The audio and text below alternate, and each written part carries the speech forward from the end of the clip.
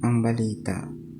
Sa kulturang Pilipino, ang kamatayan ay hindi lamang pagtatapos ng buhay, kundi simula ng huling paglalakbay.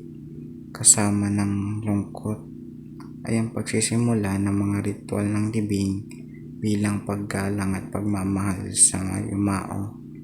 Sa panahon ng lamay, nagsasama-sama ang pamilya at komunidad upang magbigay ng pakikiramay, mga dasal at alalahanin ang mga magagandang alaala ng yumao.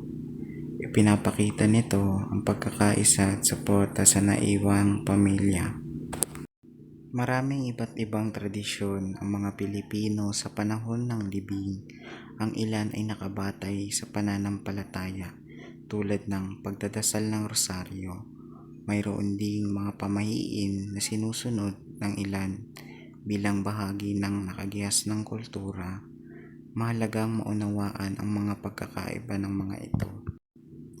Sa araw ng libing, naghahatid ng huling paalam ang pamilya at mga kaibigan.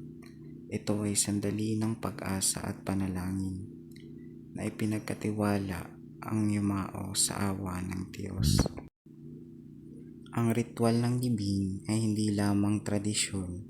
Isa itong pagpapakita ng paggalang sa buhay, pagmamahal sa pamilya, at pag-asang ang kamatayan ay hindi ang katapusan ng lahat.